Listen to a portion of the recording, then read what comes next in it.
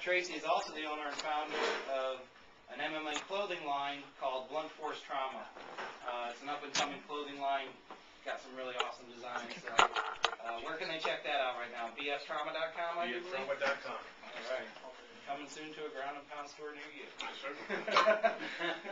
And joining Tracy is one of his students. This is, yeah, we're excited about this. Garrett, the Project Tall. It came, I'm sorry if you don't like the nickname. I just kind of throw him on there. Was I wrong? Oh, you put it on there? You were not wrong. And Tracy said, you know, when you have him on the show, you'll know why I call him the Project. So that's a whole lot. Because he's as big as a project? Like the Sears Tower. You know, what's great about him, he's big, but I don't think there's like an ounce of fat on you. Yeah, oh, and it's something between the years. I just black shirt. I think it's funny. It's very slim. I'm gonna point the camera at Tracy. I just think it's funny for Tracy to be calling somebody big because you're a pretty good sized man yourself, sir. And I'm not easy on him because if he grabs me, I mean. Oh, I know. Yeah. Ouch. Yeah. Yeah. So how tall are you? 6'5". That's a big guy. 6'5", weighing in. What will you find? Well, heavyweight. So doesn't really none of your damn business. Whatever I feel like. Whatever I eat that day. I like what. I hope it wasn't too big of an animal. You eat your 135-pound list. That's what he has for dinner. So 135. That's so true. You got to start over. One small, Your 135 first fight pounder a to day. get the whole 135 pounds. Yeah. We're missing 4 of them off the list now because he just fed. Well, don't they have a weight? They have a cap on heavyweight, right? Yeah, 265. 265 typically. You can find like a super heavyweight fight every now and then, but I mean, getting down to 265 is just going to make him more agile and probably angry. So I'm not going to train with him that day. I'll let Rogers train with him. What do you walk around at normally? I'm about 270 right now. No, so you're not going to have a hard time getting there. And Yeah, that's not a stretch. That's a good trip to the bathroom. Or a 135-pounder. it's a real good trip. Blast off a 135 pounder the day before and you're I don't fine. know what you got going on, but that trip to the bathroom would scare me. I'd be running to the damn doctor. We had a big super heavy or a big heavyweight on here last week. Yeah, Chris Gideon. You know Chris Gideon. I know Gideon. I talked to him today, actually. Yeah, I like what Gideon says. There's a heavyweight class and then there's a heavyweight class. Yeah. So, yeah, that'd be potentially a good fight one day if Chris hangs on that long and keeps on going at it. He's going to be fighting this weekend in your event too, isn't he? Yeah. Yeah. So you got a heavyweight match at 265. The guy he's fighting is pretty big as well, right? Yeah. Rick is. He's about 140. So he's safe. No, he's Yeah, tall. right. He's like 6'5" like you. Yeah. Rick McGraw. I think Yeah. is the guy's name. Good fighter. So, you know, Harry Andy has called me out on another guy. I pulled out his name though this You did time. good, Scott. You did really good. So Tracy, tell us about Wentzville MMA, what you guys are all about, how you're associated with Team Boggy. Well, you know, Mike Rogers, myself, Brian Guidry, Brazilian Mike Rothmeyer, all students of Rodrigo Boggy.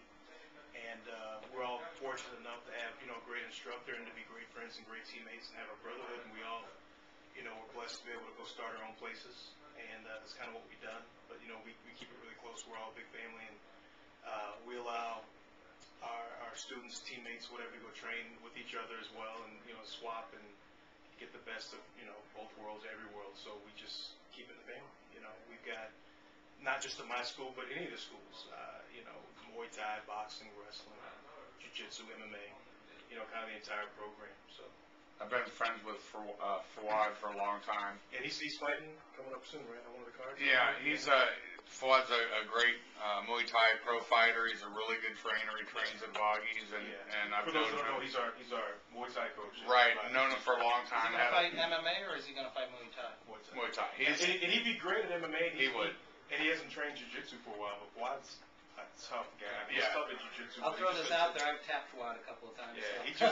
he just doesn't train. But he just won't train. But his stand-up, he's incredible. He comes. He'd eat me alive. I'd never, if it, you know, Yeah. we were strictly doing jujitsu when I tapped him because if the guy was swinging or kicking, I wouldn't be here. Fuad's that guy. I just wish I could get him He's to gonna about kick my ass. $168, you know, or something, and live there. But he's a busy guy. He's a great trainer. He comes from a good lineage of people, more than I know. I know of Ron Smith, but but he's had a lot of his fighters on our show, and I know that Quentin know Brian won the kick state title in Muay Thai fighting as an amateur. And, yeah, he's got Micah also won Micah's tough. a All those title guys on are our tough. show. Very tough fighter. The best thing about the Thai program and everybody you named, including Quad, obviously, is everybody's great about helping everybody else out. So, I mean, there's a Muay Thai wall in the back room, in the training room, and they've got, the pictures of the guys that trained back there, and I feel fortunate enough to make the wall, for some of my fights, but they're great with helping everybody. And Fuad's an amazing teacher, and Steve Young, our boxing coach there, is amazing as well. I think he beat Shane Mosley when they were amateurs too. No kidding, So, I mean, it's a phenomenal program. Well, that's what's great. I mean, you guys have, of course, Mr. Voggy, and then Start at the top. start at the top, and then as far as jiu-jitsu, and then you've got Fuad Kravanovich, and then you've also got you got Mike Rogers and Voggy's team did so good in the Golden Gloves. The first year, this year, they won the team competition. I think Mike's done a phenomenal job with whether it be the stand-up game with those guys, or MMA obviously is going well, and then they've got some incredible wrestlers out there too. And Mike's actually one of my business partner too at the Winslow location. And see, there you guys aren't staying on pat though. You're going after the Golden Gloves tournaments, and we want to build great well-rounded. fighters. Yeah, Well, I think the diversity, the depth, and the breadth is very impressive. Yeah, It's going to show. Yeah, and I think one of the biggest thing is we try to have no ego with each other, and we try to just to make it work, and everybody. It's a brotherhood. We spend a lot of holidays and weekends together. Rodrigo's my son's godfather. I don't have any family here. And Rodrigo's been that way for a while now. He's got some here, but spend a lot of holidays and families together.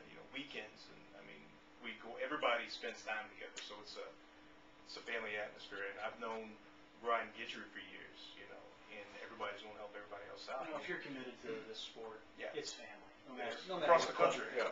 Team Voggy has been a big supporter of the Ground and Pound show too. They help us with creating these top 10 rankings and just introducing us to all the top fighters, promoters, trainers in the area. So Mike Rogers has really been helpful with putting me together with everybody on Team Voggy and beyond.